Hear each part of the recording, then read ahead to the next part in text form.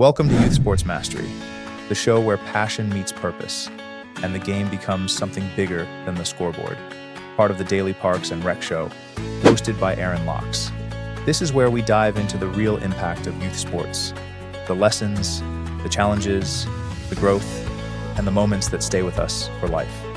From players to parents, coaches to community leaders, this is your place to feel inspired, connected, and reminded why it all matters. This is Youth Sports Mastery. Let's get into it.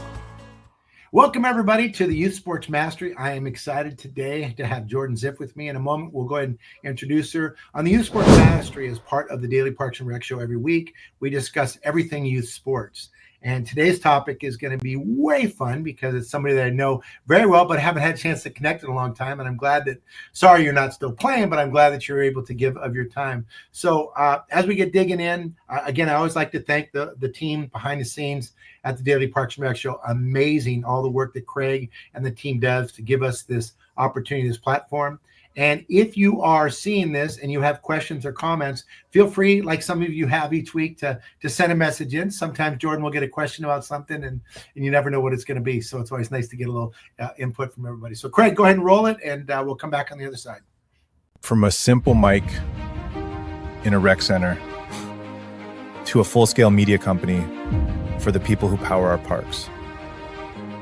200 real stories, 5 original shows, and more to come, with one powerful mission: to lift up the voices of parks and rec professionals across the country.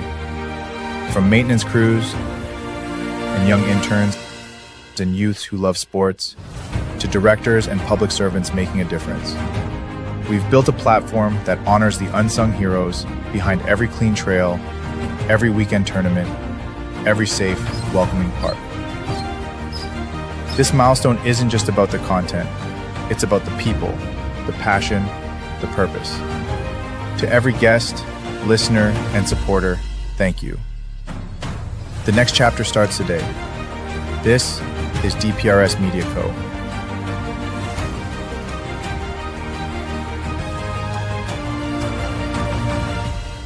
Media for public service. At DPRS Media Co., we believe Parks and Recreation isn't just a service, it's the heartbeat of our communities. We exist to honor the people, the vendors, and the leaders shaping the future of parks and rec. Our mission is simple: to tell their stories, highlight their careers, and celebrate their essential work. Our vision is bold: to be the trusted hub where leaders, vendors, and communities unite, inspiring innovation, sharing wisdom, and building a stronger, healthier nation. Through over 220 live shows and 6 weekly series, the Leadership Series, Facility Maintenance, Young Professionals Network, Youth Sports Mastery, The Rec Room, and Growing Leaders, plus our industry-leading newsletter, the weekly Parks and Rec Post, we're building a media platform made for the Parks and Rec community. And now, we're inviting strategic partners to co-create this story with us. As a partner, you'll gain 12 hours of annual live exposure with custom shows highlighting your expertise, polished 60-second promos refined for maximum impact, year-round visibility with dozens of replays across our media network, premium features in our newsletter, and amplified social media reach across LinkedIn, X, and Facebook.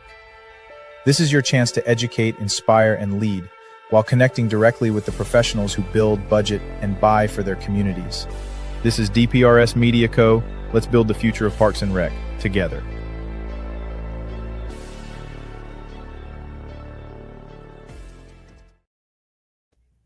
All right, we're back. Man, it feels like it's a real deal, huh, Jourdan? It's kind of like, this is kind of cool. It is. It's super official.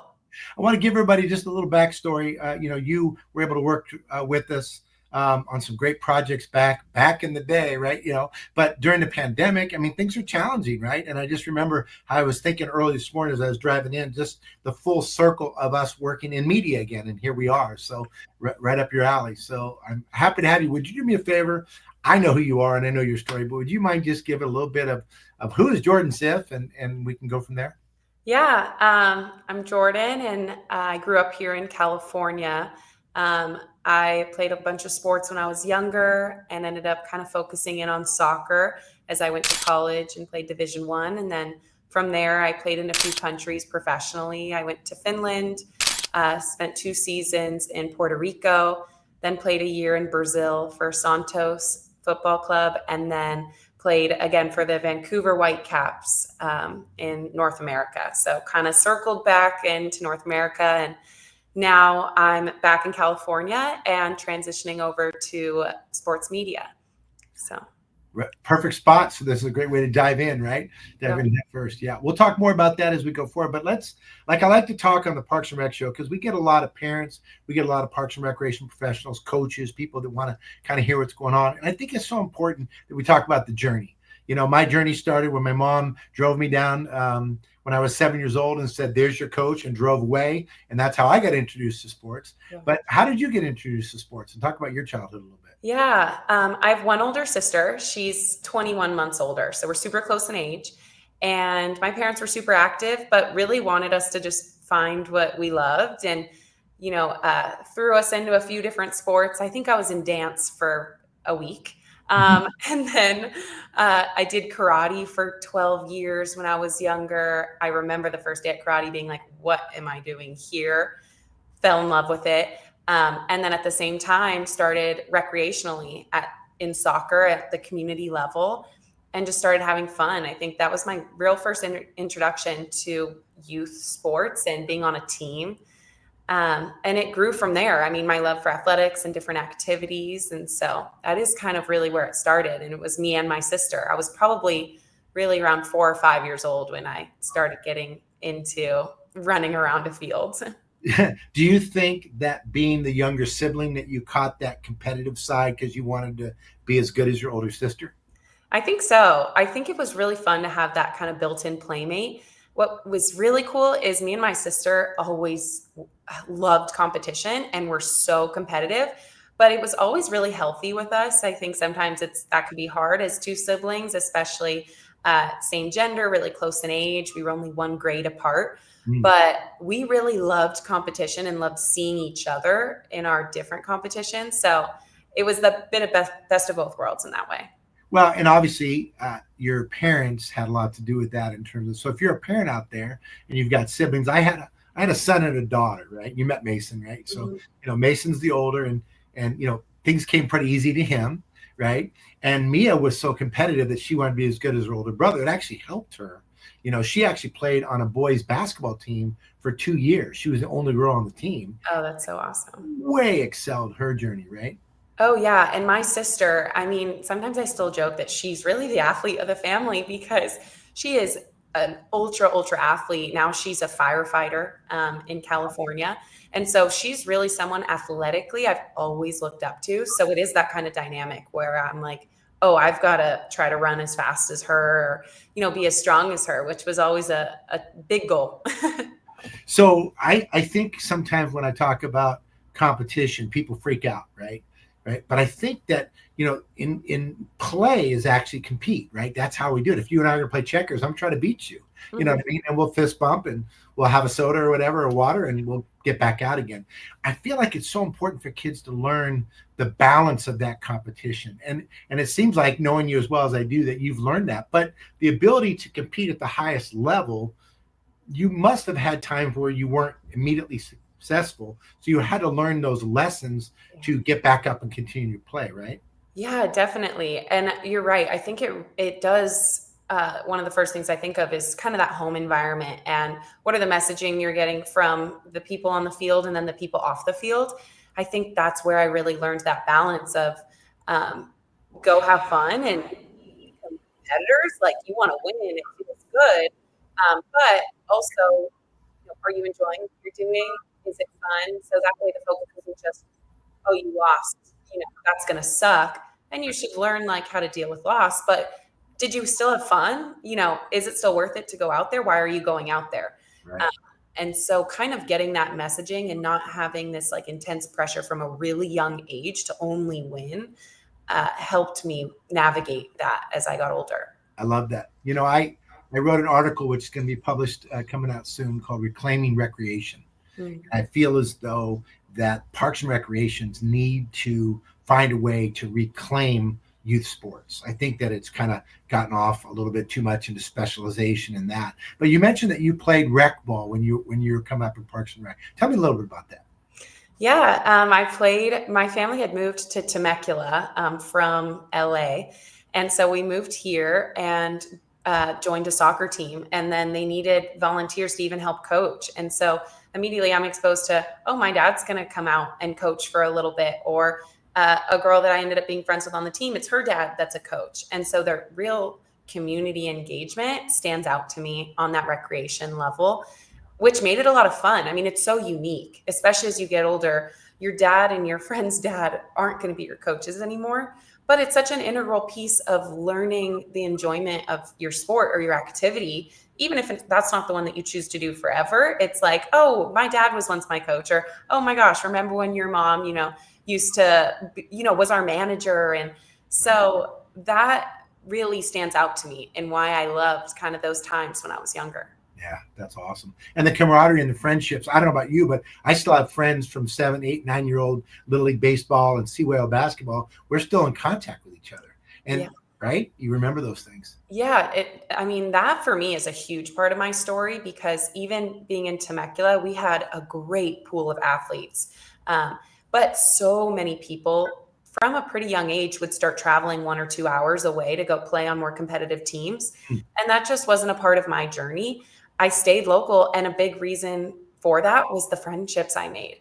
And to this day, I mean, I have a really, really solid group of friends, and some of my best friends are the girls that I played with from, I think, 10 years old to 15 years old. And they'll be with me for the rest of my life. And those people know you like, no one else knows you. And it's an incredibly special bond. But a lot of people who even started traveling 2 hours to practice didn't really get to maintain that as long. Right. So wait, you played Division I and professional, and you stayed local? How does that work? Obviously, I'm joking, but what do you think? Because seriously, they say that, the paid professional coaches are going to make you better. And granted, don't get me wrong, you probably had some amazing coaches we're going to dig in a second. But so how do you think, you said it, but I want to dig in a little deeper. How do you think that you and those that are out there listening, that look, they're being sold right now, the only way your child's going to get a college scholarship or play is they've got to start playing club elite year round at 5 years old and travel different states and all that. I'm not a firm believer of that, but you experienced that in your own way. So tell me a little bit more about your journey within that. Yeah. When I don't think I could process it when I was going through it. But now when I look back at first my college career, and I played Division I over on the East Coast, and I'm from the West Coast. So it brought me pretty far away pretty quickly. And I think of my mindset behind what I was doing. And I think because I was not pushed to specialize and pushed to go get the best of the best coach and travel those hours throughout my childhood, I was able to already see what are the things that my sport is giving me in my life as a whole. So when I went in to play Division I collegiate soccer, it was, God, look at what my sport's already giving me. It wasn't solely just train to be the best, train to score goals, which I had. I love competition. I'm competitive. So one doesn't negate the other. But at the same time, I was like, oh my God, I'm at this beautiful campus. Like, look at the girls on my team. I want to be friends with them, because that's what I had growing up, is friends on my team. Yeah. And that helped fuel me to stay in my sport, as I saw a lot of other people, start to drop off because they weren't looking at it like that. Yeah, I say this a lot, but I feel like youth sports needs to be a joy, Joy, not a job, right? Mm-hmm. It becomes that at such a young age, I mean, I remember my daughter is still friends with the kids that she played, the same age group of soccer, in terms of that group, and they're still connected, even 21-year-old.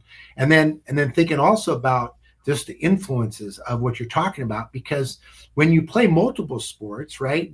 And you tried lots of different sports, and you found the one that fit your body type, interest, friend group, skill level, and you went with it, right? That's kind of how you navigated down to your one. Yeah, definitely. I think as I kept going, I ran track and field in high school, and I liked it, but there were things that I was seeing that soccer I enjoyed a little more. A lot of that were my friendships still. And that helped me choose the sport that I was enjoying, not the one that would just, all right, track, I could probably just get a straight scholarship and just go. It'd be simple. Right. And so I decided to kind of fight. I mean, I committed even to my college on the later side when people were telling me, and I graduated high school in 2015, and I committed to my college at the first semester, my senior year. So by then, some people are like, oh, are you going to play in college? Can you play in college? You're already at this time. Are you going to be able to get a scholarship at that time? And I had good voices around me that, again, those youth coaches really at that stage are still instilling some self-belief. Like you're learning those lessons. And then I was like, okay, well, that is what I want. So I'm going to make it happen. And it did. It wasn't that, I just competed to win. And by my freshman year of high school, I knew I was going to Division I. Right. So you mentioned coaches, and I'm big. I've got Coach Wooden, and I've had a lot of amazing mentors. But the ones I think about. In fact, I just got a message from the family from Coach Islas, who was my 7-year-old baseball coach, who I'm still in contact with. It's like, wow, amazing, right? So let's talk about that. Let's give a shout out to any of the. You've had coaches that when you're younger. My guess is, other than your dad, of course, because he was an amazing coach, but you probably had some coaches that probably weren't amazing and wonderful, but you still had an experience from that. And then you also were able to get coaches that were amazing and wonderful that helped inspire you, right? You went through that journey up? Definitely. I think when I think of my youth coaches, you have a mix of everything, but I think also staying local and those people being tied to your community. I mean, I mentioned my dad again, just because my sister just had her wedding this May, and some of her youth coaches are there at her wedding, and friends with my dad. I mean, my dad golfs with some of these guys still. And even that just speaks to the level of the type of person that's looking after your kid, that's, involved in their life, sometimes 4 hours a day. Sometimes they see you more than your parents if you're at school and then straight to your athletics. And then my other coach, David Halliday, who coached me my whole high school journey. And I still talk to him all the time, and he is still coaching. And he's someone that said, I was kind of freaking out. I'm like, oh my God, am I gonna be able to play in college? Everyone's telling me that this is the timeline and I'm later. And he was like, you're good enough. Like if this is what you want, you'll find it. And when I've gotten older and played at an ultra competitive level, no one's telling you those things anymore. By then you have to have learned those lessons. So if you don't have them or people that's able to instill that in you when you're younger, it gets a lot harder. I think of the empowerment that we give of our children, of how to give them the neurological, the psychological, and the wherewithal so that they have what you have, which is that you got a solid head, kid, right? You know who you are, right? And I love the fact that you got that from the community. You've said community 7 times so far, I'm counting, right? And that's what it is. It's not just the soccer community, it's the youth sports community, it's the Parks and Rec community, right? That's a big part of why I love doing this for so long, is because it is. I get chills to go. It's community, right? It's that give back, right? Yeah, and that's harder nowadays, to find, is people are able to search into, on the internet or on your social media, or finding one coach to be privately trained. It's harder to get the lessons you get from just the people in your area and your neighbors. And so it's a huge part. So I remember when I was younger and I said, I'm going to be a pro basketball player. Right. And that's what I'm going to play professional basketball. And then I started realizing, maybe sophomore in high school, well, I'm not going to be a pro, but maybe I can. And then and you have to adjust your goals and your dreams. And it sounds like you had coaches that didn't squash your dream. They actually lifted you up and inspired you. But there was also a reality of, okay, where is your cap? What can you do? And all that. So will you talk a little bit about, in your mindset, do you remember back thinking, I want to do this and I want to go pro, I want to go division, I want to play at that level, and what that was like? I'm curious. Yeah, for me, it was always a very evolving process. I didn't personally, I've talked to other people who knew at age 10, I want to be a pro. For me, it really slowly evolved. And I think that that's really what contributed to my longevity in my sport. I ended up being the only one that kept playing from my hometown, but then also from my college, from the year I was in. And so I went in high school. I knew I wanted to play. I knew I just loved athletics and I loved competition. Um, I had applied to colleges and was like, you know what, I'm going to walk on if I don't get this opportunity. And I want to, see what I really want, what school I really want. I got recruited by a great school and that happened. And I went to the East Coast and jumped all the way over to play Division I at Loyola University, Maryland. But even there, I think being a professional soccer player, although I had the icons I loved, Mia Hamm and Abby Wambach, and there was nothing being shown to me on how any avenue to being a professional soccer player in general, how that's a career. I mean, when someone thinks of a professional athlete, when I was younger, it was like, okay, who's the American football stars and what's happening in the MLB and the NFL. I wasn't thinking there weren't even leagues that were viable to create that kind of career. So it was evolving for me. And it wasn't until really my junior year of college. I had a pretty bad injury my junior year of college. And then going into my senior year where I was like, oh, I'm not going to want to stop. So can I take this a step further? What does that even look like for a female professional soccer player? Right. Wow. So you have an injury and you had the wherewithal and the love of what you're doing enough to come out of that. That speaks a lot to you as a human being.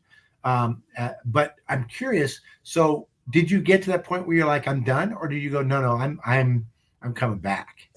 Yeah, my injury, it was called a Liz Franck injury. It's actually most common in football linemen. So it was pretty intense. And American football linemen. American football, yes. So you weigh what, 48 pounds, right? You had a 350-pound lineman injury. Tell us about that. Go ahead, break it down for me. Yeah, I mean, it was non-contact. It's one of those where it's most common in those football players, those big male football players, or if you get rear-ended, because it's the arch of your foot. It happens in the arch of your foot. And so it's where you accelerate. It's where you generate all your power as an athlete. And so I had my surgeon, I was going to have to go through 2 surgeries.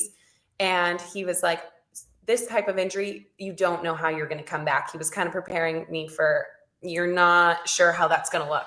Right. And for some reason, maybe it was my own, I was naive and was like, what do you mean I'm not going to be in, so I didn't really question it. I was like, okay, I guess it's just going to be hard, a lot of physical therapy. And I was out for 9 months, and your junior year in your college is huge. Yeah. I mean, that's your year before it's, the end, the last of everything. So missing that was tough. And I worked with a physical therapist day in and day out and never really questioned. I knew I wasn't going to get my red shirt. It happened in the game that made me ineligible to have an extra year in college. So I was like, well, what's the other option? I know. It's like, well, what's the other option? I guess I'm going to have to play afterwards. What's that like? And so I guess it's professional. And so it was, how can I get there? And again, I had a great assistant coach in college, specifically. His name's Kevin Dempsey, and he still coaches division over on the East Coast and is now a head coach at a university out there. And he just worked with me, and he's like, we'll make it happen. And I practiced even in that spring season when soccer's over for seniors, and they let me just keep training with the team and figure out where I could take it next. Wow. It's great to hear, because I know you as well as I do, and we've worked together, but to hear the rest of the story and just to see that, you don't look like this tough, but you are, and that's great. And I love it, because again, I got to think of all the times that I remember my daughter. I'll speak to my daughter Mia. I'm named after Mia Hamm, but don't tell anybody, right? But when she would play, whether it was softball or soccer or basketball, whatever it is, and something would happen, and her ability to get back up, and I just love that. What would you say is your biggest? Give me one or two thing that you took away from playing as a youth that are your biggest takeaways. Because I think, to me, there's no better life skill teaching tool than youth sports. And some people say that sports, they reveal character or lack thereof rather than build it. I'm kind of the belief that, you can also learn these lessons social, emotional, going through it all. But what are one or two that you would say are your big takeaways that have made you so amazing and wonderful? I really think that, I mean, again, the people that have been around me are so integral in my experience. But what I think I learned specifically was, and really came from my parents, is, do you love what you do? And it is cliche, but it's cliche for a reason. And that's because when I do think of my biggest setbacks, whether they were at the college level or whether they were at my toughest professional level, I had to come back to, why am I doing this? And so I've taken breaks in between each of my professional seasons. Again, that's been a bit uncommon for someone that's in a professional athlete career. And I've taken 3 months or 4 months in between big professional seasons to be like, why am I doing this? Is this what I'm choosing to do? Or is this just a job? And it can't be just a job, because you will go through hard things in athletics. So it's, why are you doing what you're doing? And knowing your why is such a big piece of that, in everything in life, right? Mm-hmm. And I love how you just said about the ability to kind of reevaluate and dig back to it. Part of that is interesting, thinking about what I love about playing multiple sports as a kid is, like Wayne Gretzky's dad, right? Mm-hmm. When hockey season was over, they took all the gear and they put it in a box and they pulled out the baseball gear. And he didn't play hockey for like 4 months. And they played baseball. And then baseball season was over. And then they had 2 months where they didn't play anything. And then they brought the hockey gear back, right? And being able to give you that ability to develop the whole human experience. One thing that they talked about, which I thought was great, was in some sports he was the leader, right? He was elite in hockey, but in baseball he wasn't. But his dad wanted him to stick with it, to learn, and it developed a leadership style, an empathy, a team, right? All those different factors that really, I think, make all the difference, right? Yeah, that's an unbelievable story, because when I even think of the other activities I was involved in, I mean, it wasn't, there's so much external validation that you seek in sports, and that it can be really difficult. And you have to learn how to deal with it at the same time. And sometimes that means you can't just be the best of the best all the time, or else you're at a complete loss when something goes wrong. And so, being able to train across different sports or just on different types of teams and things can evolve you so much as an athlete and then as that person. At the National Academy of Athletics, through all of our camps and programs, even our physical education, using my Talk, Teach, Play system, a lot of what we've done is to really develop and add the social, emotional components to help these kids learn that when they fail, sometimes we don't fix it, right? Remember, sometimes it's Rochambeau to figure it out. Mm-hmm. And I feel like that's kind of what's missing in some of the kids these days. And not that it's the kids, because it might be us parents that are maybe overprotecting the scenario, right? But the ability to figure it out on their own, I think, is something you really got when you were younger. Yeah, I did. And then it was a big decision for my college choice to be on the East Coast, when, even though I was pretty independent and outgoing, and in some sense, I was still operating within this comfort zone. And then you're really tested when you leave that. And so that was my first experience of, wow, where am I? I have to meet a whole group of people. I'm out of my network. And that really set me up then for going further, then going to different cultures, different countries. Right. And so it does, you really do have to be tested in how you can resolve your own conflicts and these own problems internally. Right. Well, Nelson Mandela talked about how it can unite a community, a country, and the whole deal. And that I love. And the one thing, it's funny, I used to jokingly have a hard time with soccer, because when I grew up, soccer wasn't the big thing where I grew up. We played baseball, basketball, football. That's what we did. And then we played, anything else that we could figure out how to compete, because we wanted to compete every day. But I'm learning more and more through soccer, and obviously through my daughter playing and you and others, that it is a culture, it is a community that is built. And I love the fact that you probably experience people from all different cultures. And when we come back after the break in a minute here, we're going to actually dig in a little bit more about the transition from playing high school to college, and then college to professional. So we'll talk about that. But I also want to talk a little bit more, because we'll just tease this a little bit. You're working in the media space now, right? For women's sports media. So kind of, yeah. I'm excited to explore a little bit more. I want to talk a little bit more about women in sports. It's near and dear to my heart. Obviously, my daughter playing. And, this summer we did about 30,000 kids went through our sports programs, and we figured it out. And it was actually 41% were female. Oh, my God. That's awesome. Awesome. I love to hear it. Keep them coming. Keep those girls playing. Yeah. So, all right. Well, what I'd love to do is let's get some water, catch our breath. Those of you stick around. We'll be back in just a minute, and we're going to talk about her journey to the pros, and we're going to talk a little bit more about women in sports and girls in sports. See you after the break. I'm looking Are forward. you ready to lead the next generation of Parks and Rec? Whether you're a student, intern, or rising leader, welcome to the Young Professionals Network by DPRS Media Co. Our mission? To empower early career professionals in parks and recreation through mentorship, visibility, and real-world leadership development. Our vision? A national network of passionate, prepared, and purpose-driven leaders who shape the future of public service. Starting now. Powered by the Daily Parks and Rec Show, YPN gives you access to exclusive interviews, career-building resources, behind-the-scenes content, and live events, all created by and for the next wave of Parks and Rec professionals. Learn from seasoned directors, build your brand, get involved with national conversations that matter. Whether you're in youth sports, facilities, programming, or policy, YPN is your launchpad. Young Professionals Network. Your career, your community, your story.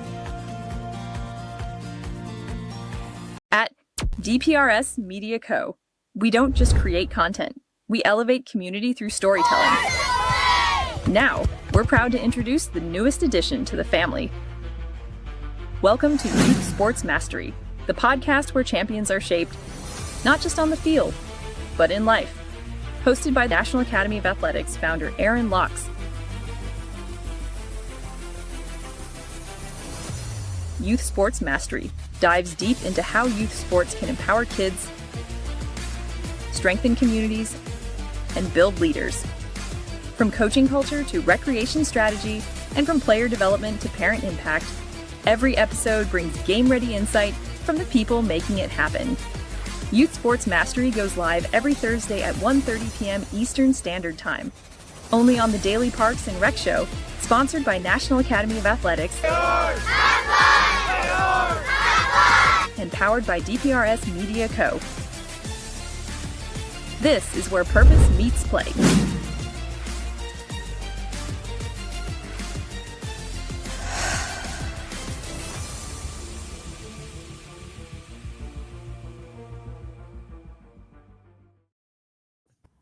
Welcome back to the Youth Sports Mastery. We are back here with Jourdan, and we teased a couple things, and then my mind starts spinning, so I don't want to go too far away from it. But the conversation, it reminds me of why I really enjoyed our work together when we did, and what we were able to give back during the pandemic. And I want to give you a little bit of a shout out. I hope you're okay with it. Just the energy and the enthusiasm you brought when we were able to help over 40,000 kids get free PE class during the pandemic, right? Remember that? Yeah. I mean, what a crazy time, obviously goes without saying. And then to be in athletics and trying to realize what kids were going through without any interaction with other people and just trying to make the most of that. I loved how we were able to just kind of, for lack of better words, just within like days, we just told the team, we got it ready together and said, get it together, get it going, do it. And then we were able to create the platform. Larry from the team did an amazing job of building it out. And every one of you did such a great job in sharing that out, right? Oh, yeah. And I loved working with your team. I mean, you just mentioning Larry and everything that she taught me in such a short amount of time, and Ben and you, it was really, everyone was hands on deck. And, there's really nothing. We were super vigilant on what was safe, but then was like, let's get after it. We'll learn as we go, but we can't waste any time. It's funny that I think about that. And obviously I've never had a day job. I've been in youth sports my entire life, starting way back in the day, but it is a team, right? I mean, realistically, as you talk about the transitions and what you're doing in life, you want to be a part of a team that's working together towards common goals, that's competing together, right? And there's times where you and I compete against each other to hit certain goals, but realistically, it's about creating the team win, right? Oh, it so is. And it does your job or where you work or how you study in school, it mirrors these experiences that you have in athletics. And so that is something that I think people still forget. They think, oh no, you get into athletics to then go get a scholarship or to be this big athlete, but you learn just how to navigate through life and relationships. Yeah. So It's funny. My son is very, very young, 23 years old, and he actually is a manager at a company. And I laugh sometimes because he's got 7, 8 staff members, and he's 23 and he's managing 30, 40, 50-year-olds, right. And I ask him sometime, I'm like, dude, how are you doing this? And first of all, he says, I am your son, which I take as a compliment. But he likens it a lot to being on a team and how do you manage and how do you lead, right? And it's really cool to be able to have that experience. So when you left, okay, so you leave high school, what was the biggest challenge or transitional change? Now, granted, you went coast to coast, right? I mean, couldn't go any further. California I get it. But when you go from high school to college, what's the biggest transition that you face there? Yeah, I mean, I think you're trying to adjust to an entirely new environment, a different atmosphere, and learn it as you're expected to perform in it. And that is difficult. And so you really are trying to get your feet on the ground and make as many similarities as you can to where you came from, but also taking in what's so new.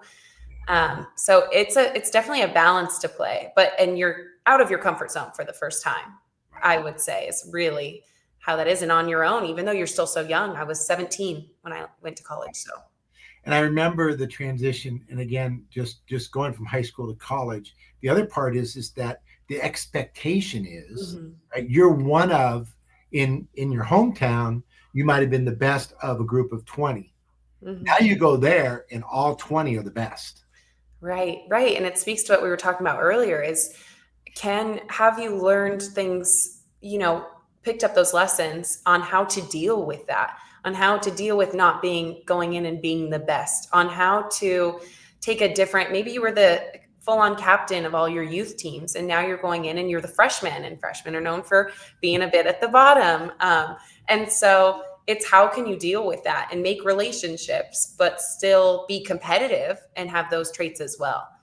Yeah. And the expectations, I just remember the expectations because there's different levels of expectation. That's why I love rec, because the expectation is that you're going to stay safe, you're going to have fun, and you're going to play your butt off, right? And I love that. Coach Wooden always said, success is the peace of mind of knowing you've done your very best, right? But when you get to college, there's an expectation that you're going to perform at this level, right? You're a freshman, but you still have to perform at this level, right? I mean, and so it's got to be a little different for you, right? To step into that role. Yeah, it definitely was. And it's interesting because you have your college coaches, and at this point, that's their full career. It is their day job, night job, weekend job. And so they're relying on you. So already the expectation and the pressure has immediately ramped up. And so they'll say things like, make sure you're staying on top of your schoolwork and getting sleep. But the undertones are you doing absolutely everything for your sports possible? Right. And so you have to figure out how to balance those things and meet those expectations, but without sacrificing yourself and kind of, again, that love for the game, because that's what gets really tough for people in college. Man, it makes so much sense to bring it back. You rec professionals, you have a job to do. Make these kids fall in love with it, that if they are athletically good enough, if they are Jourdan and they go play, they still remember those amazing lessons, especially through failure, because I feel like we don't let our kids fail enough, right? I mean, when you see that as you go forward, and you dealt with failure, right? You dealt with injury, you dealt with it going forward. So now we take you've played college, you've come back from injury. How in the world did you end up playing professionally? Yeah, I think that we talked about it evolving, and a lot of that is because there aren't set avenues, especially at that time, for a lot of different female athletes in different sports to how do you make that jump to the next step. So I was learning as I go and just trying to trust the voices that I learned to trust and on my instincts. And through my assistant coach, ended up putting me in connection with someone who was a coach in Finland. And with putting together as many tapes as I had and footage, they took a chance on me and brought me over there. And that was the real start of that professional career in Finland. And I had never even been to Europe before. So it was welcome to Europe, welcome to Finland, and now you're playing professionally. I love your sense of adventure, and it's great. And it shows because you're willing to take the chance. And you probably said, okay, I could go back home and start a career, or I can go out there and give this a shot, right? Yeah. So what was it like when you first got there? I got to admit, because I don't think you spoke, is it Finnish? I don't know. It is Finnish. I didn't speak Finnish. I never learned too much Finnish. I was there for about 9 months, so kind of all of 2019. Okay. And I was living with a host family, so pretty immediately thrown into the culture and their way of life, their customs. Right. And the team was amazing. The team captain was great. And I made a solid group of friends there, which really, really helped because everything is so different. Something specific about that experience was that they did speak a lot of English. They have an amazing education system in Finland. And so a lot of English around me that still helped.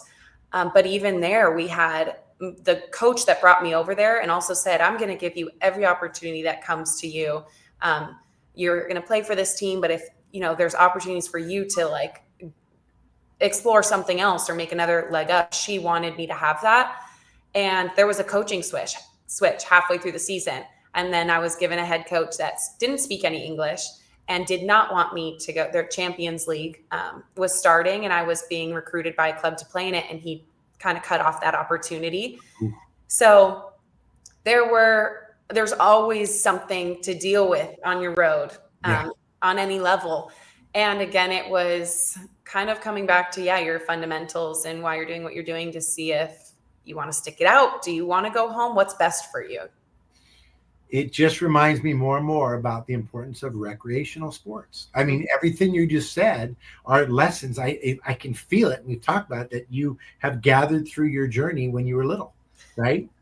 Yeah, because at this point, and even in college to an extent, but for sure professionally, even though I love the team sport, you start to realize that you're a bit on your own.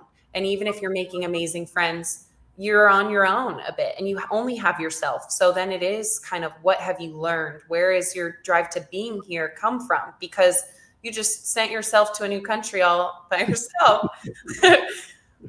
Your dad's like, what? And I'm like, yeah. I'll see when I get back, Dad. Yeah. Wow, that's crazy. So, I think of like Pat Riley, when he coached the Lakers, used to talk about a really good team, like a jazz quartet, right? And they would play, and then at any given moment, you got the drums and you got the trombone and you got everybody's got their thing going, and then at any given time you got to improvise. You got to just go for it. You got to make something happen, but then you got to get right back in rhythm with the team and all of that going forward. And the reason I bring that question up, because I asked somebody once before. So I know you said dance wasn't your thing. What's the one thing that we don't know about you? Again, do you play an instrument? Do you like what's something that we don't know about Jourdan that we're just going to throw in there and throw you way off the court because we can? I mean, usually people think once they know I'm a second degree black belt, that takes them by surprise. That still is a bit in that athletics field. It does have to do with my journey in my professional sports, but now I'm bilingual in Portuguese because I ended up playing in Brazil. So, and I tried to learn Spanish throughout many years educationally. Yeah. So to be bilingual after all that education in a different language surprised even me. But that's something that I absolutely love now. And I take a Portuguese class every single week, even since I left Brazil, because I love it. So I'm trilingual. I try to speak every language and I struggle at English. So All right. So let's begin. I want to talk a little bit about young girls. If you're a Parks and Rec professional, I'm loving that now flag football has, high school now has competitive teams in flag football in a lot of states, and I'm loving that. I'm also seeing more, again, when you don't have a lot, you got to play co-ed, right? And I don't know if you ever had to play co-ed when you were little, but we'll talk about that a little bit. But I want to talk a little bit about your recommendations that can help if you're a parent with young girls that are playing from your journey, or maybe if you're a young girl and your journey in sport. You got any tips on that? Yeah, I think it comes from what I had to deal with at the highest, most competitive points in my career when and when I think of the setbacks and what I needed in those setbacks, and a lot of that is because sports, it is a pretty slippery slope with that external validation, and I think especially for any kid, but young girls, and always comparing yourself to someone else and outward comparisons, which are natural to a degree. But then that external validation, needing it. And at times it's important and to listen to people and to be coachable. But for parents who have young kids, is really building their confidence. And it can be competitive and they could want to win. And maybe sometimes they don't win and they're faulting in a certain area or on a certain skill. And it's still like, you can acknowledge that it's okay to have those deficits, but to build their self-confidence, because they don't need to be pressured into knowing that they're, not good enough when they're young in order to be good enough. Mm. Those kids who love sports are going to have a competitive drive.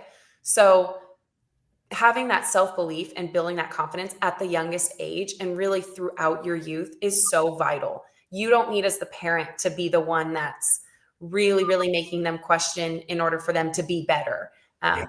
Because you have to deal with that when you're older, when then no one's there to really build your self-confidence. And the relationship, I remember my mom, who was athletic but never got to play sports. She played, I think, CYO basketball back in Brooklyn. And when basketball was just three, the girls could only play three on one half court, offense or defense, and she played a little bit. But like when I would go shoot hoops with her, and we finally just had time because there was five of us, it was just me and her, she would just rebound the ball and just pass it back. And she never said, get your elbow in and follow through. Right. And she was just present with me. And it really was, Yeah. it made our relationship that much stronger, which it sounds like you have an amazing relationship with your parents. And some of that comes through this as well, right? Yeah, honestly, I have a very similar experience with my mom. My mom's incredibly athletic, but didn't take to sports or sticking to sports. And but she like did running, and she loves working out and was always really into yoga as I was growing up. But my mom's the one, really, that kind of unconditional love kind of person that allowed me to always feel, no matter what, support. And I have that from my dad, and they show it differently. But my mom really was a voice that was like, oh my God, no matter what I do, I'm just excelling in her eyes. And that's important as then you go off and you're on your own. It's like, no matter what, there's someone out there that, I could drop a penny on the floor and I dropped it perfectly. Like, so. Exactly. It's funny. I was just doing a reading on a scientific approach with kids, which we're starting to implement a little bit. But it's interesting. If I'm your father and I say to you, nice job, it's received on a certain level. But if I say to your stuffed animal or your mom or your friend and say, did you see how good Jourdan did? Wasn't that amazing?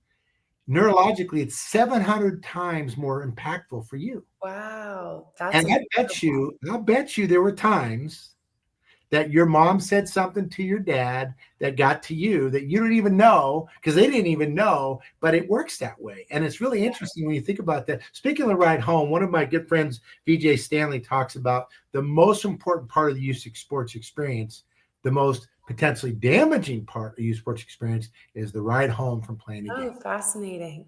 So I wonder what was I can talk a little bit about mine. Well, we walked home because we didn't have a car when I was a kid. But what was your ride home like? It's I've thought about this, but never in this way, and it's never come up. So it's a really fascinating kind of thing to touch on, because my memories of all my rides home, because I was so close with my teammates, because I played local and we were coming back to the same cities. I mean, I was with friends, and my friend's mom would drive us to one tournament and we couldn't wait to hang out afterwards too. I mean, of course, learn if you lost, and it's like, okay, it's not, let's go celebrate, but still you're with camaraderie. And so a lot of, I think my travels, were still really engulfed in just this feeling of community and love or friendship. And even being with my parents loved watching us. So regardless, I think that me and my sister could sense that we were all having fun to a degree. Even if I was the worst person on the field that day, they were still happy to be there. Right. Yeah. Yeah. Mike Herbert, who I work with, says that one of the best things you can say is before the kid goes out there to play is, I love watching you play. Go and have fun. And just, that's it, And I used to say to my kids, when they step out of the car, just make good decisions today, right? But just something that's simple, right? Yeah. Right. Keep it there. So in the rec space, I know there's a lot of pressure that comes externally on parents right now to make their kid be the best athlete. But we have to remember as parents, if you're listening, that your validation as a parent is not the highest level that your child makes it in sports. Sports is part of this, but there's a lot of factors, right? Athleticism, right? All the other factors, the nature of the being of who they are and all the other things. And let's be honest, there's got to be some luck too. It's hard work, but there's got to be luck involved as well. But one thing that I'm seeing more and more, which scares me, and I'll tell you the stat, when I was a kid, and again, I'm an old guy, but 9 out of 10 kids played a team sport every year at least once. Right now, that number, according to Project Play, is less than 5 out of 10. Wow. And it's even less for girls. So let me ask you, what I feel like is the burnout is a real thing, right? If you made me eat steak 365 days a year, I'd become a vegan, and I like my steak. So, right? So let's mix it up a little bit. So what would you say, maybe 1 or 2 things that either helped you or suggestions you could make so that if a parent out there or whoever, so they don't get the burnout and they don't get to that place? Yeah, I thought that the story you told earlier about how the hockey player, like his parents, put the hockey equipment away and brought out something different. I can really interpret that to what I did, which I was told was very unconventional. I knew was unconventional, but it's just the way my journey went, where I would come back from Finland or between Brazil and Vancouver. I took off 4 or 5 months in the peak of my professional career. And that was really to be like, what do I want next? What are my goals? And what is going to, make me the happiest, and why am I choosing this? And so those pauses have been so integral to me staying in the sport, which sounds counterintuitive. And I think it's why it's so unconventional, because people think if you take a break, if you take a week off of training, you're just going to go downhill. And it's not true. It isn't true, but it is what we're accustomed to. And people develop physically overuse injuries or mental burnout. Right. And we need more and more resources to help deal with those. But I think a lot of that can just be guidance of, it's okay to take breaks. It's okay to reevaluate. And so that's what's helped me the most. And I love the fact you're talking about that, even at the highest level. At the highest level, she said that. And then I think about these kids that are being put in a situation that from 6-year-old until 16 or whatever, play one sport year round and don't take breaks and don't take times off. And how does your body not wear out? How does your mind not wear out? I mean, there was a team in Sonoma County here where my headquarters are, and they had like won everything. They were amazing. And they 9 of the 12 girls got college scholarship offers, and only 1 accepted, and the others didn't play college soccer. They're like, we're done. Yeah. Yeah. I mean, it was the same as my youth club team that all my best friends were on. And we were the best performing team in our entire valley. And me and 2 other players went and played in college, and immensely talented girls, but people were burnt out. And so, it's fascinating to see how many people don't stick with it, and that it's not just talent. I mean, my best friend from Temecula, one of the best players on our team, was like, I can't do it after high school. So let's get girl specific. And I don't know, because I've never been a young girl, but I would imagine that watching my daughter, when I learned her why, and when she started playing, she's probably going to kill me. We're going to dinner Friday night, and I can already tell she, Dad, I'm going to kill you for telling that story. But when she was going to play softball, we asked her why. I have a quiz that I ask my kids each season, why are you playing and certain things. So we're on the same page. And her favorite thing was she wanted a matching uniform. From ponytails to the thing, she wanted to look the part, right? Which is great. And if you can figure out what your kid's why is and you can feed into that, it can really help along the process. So when you think about your why, and you think about your journey, what would you say? I want to get down to the people that are either coaching little girls, Mm-hmm. or maybe they're working with little girls, or they're a parent of a little girl. What would you say? And maybe you don't have any, because I know you haven't done a ton of coaching and you're not a parent, but just a thought process as your experience coming up. Give me a couple tips that maybe they can take away as to what help them want to engage and play sport, want to engage and be on a team, want to learn to compete. Yeah, I mean, I think even just trying to figure out what their why is, like you said, means something to the players. Because a lot of times, if you're not expressing a curiosity of why a child is playing, they're going to assume that, well, this coach, there's something in it for this coach. They obviously just want to win, or this coach just loves coaching. They don't really care about, what I want. So really, I think that just the curiosity, expressing the curiosity of why are you out here, is what a kid will interpret as it matters why I'm out here. And then they think about it. Then they ask themselves that. Love So that. I think really just expressing that curiosity will go so far. You must be a Ted Lasso fan. Great show. Can't Right. wait for the second season. I know. Let's bring it on. Right? Yeah. Stay curious, my friend. Stay curious. Right. Yeah. That's big. All right. So you're now on the other side of playing. Mhm. And you're re-entering into the real world, whatever that means, right?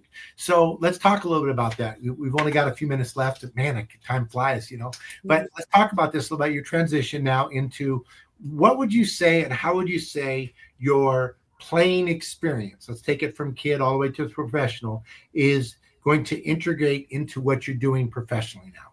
Yeah, I think even just the theme of my journey of really trying to say what drives me, why am I here, what do I enjoy, I've really incorporated in my last 5 years of playing. And as I've started looking at those things, I mean, I've loved business. That was my major in college, was business marketing.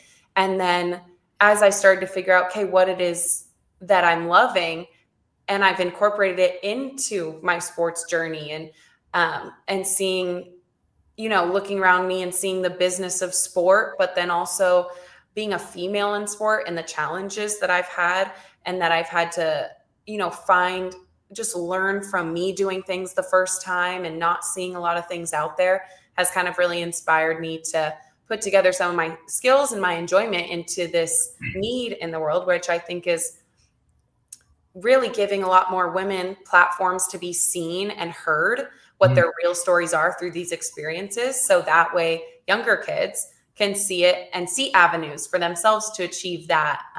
And I just, I know that sports as a whole is, you sacrifice a lot and you do a lot. And so I'm excited to be more in the media side of sports and being able to have athletes tell those stories and also connect fans to those sports as well. I love it. Alicia Pelton, who works with Coaching Her, which I'm going to connect you guys. It's going to be phenomenal.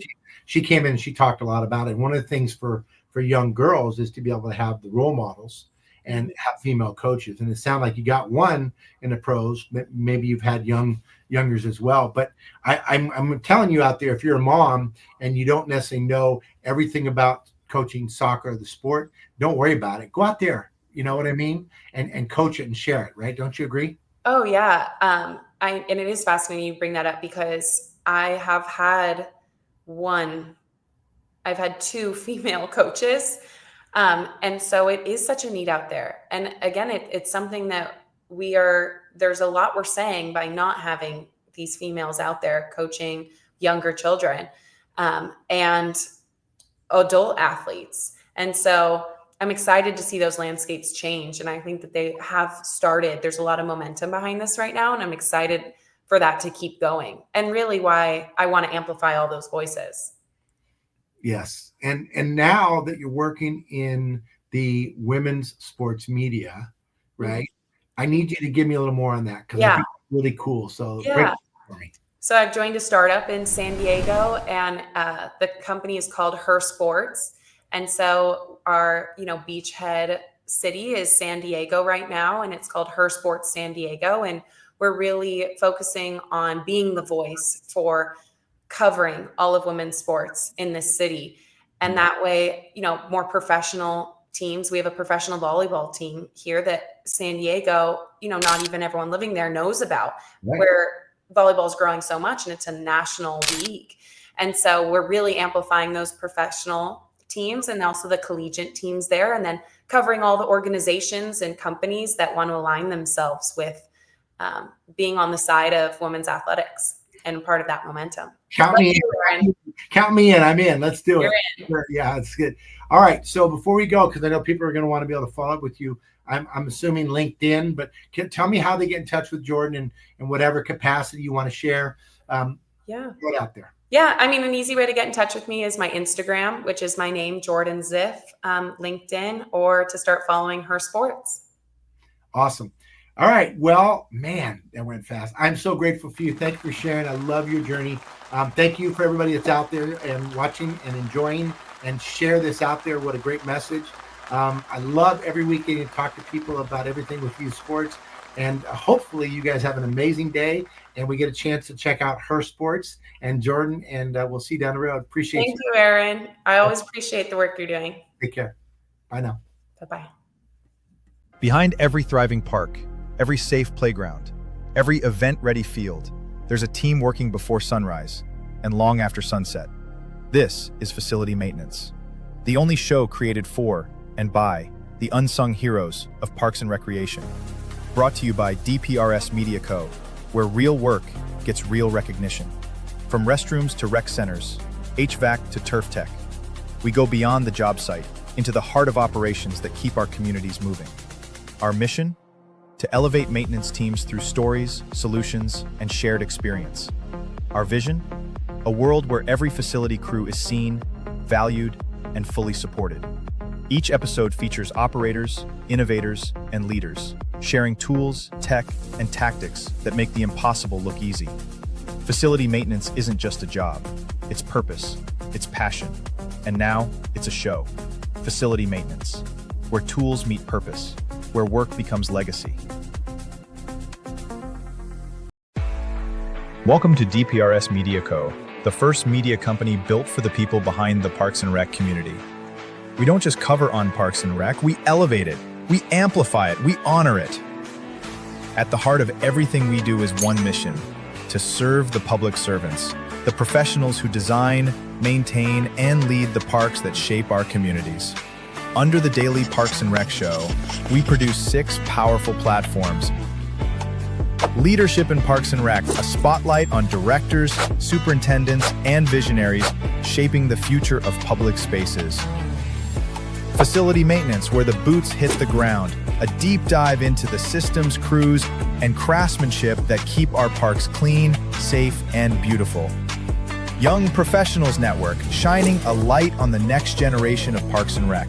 Students, interns, and mentors sharing how we build a legacy together. Youth Sports Mastery, sponsored by National Academy of Athletics. This series is for coaches, parents, and rec leaders working to make youth sports fun, fair, and meaningful again. The Rec Room, hosted by the passionate leaders of Henry County Parks and Rec. This show brings frontline energy and real-life stories from the field. And the weekly Parks and Rec Post, our official newsletter delivering stories, insights, and community wins every week. We are DPRS Media Co., LLC, a media company with a mission to uplift the professionals who serve every community, every park, every day.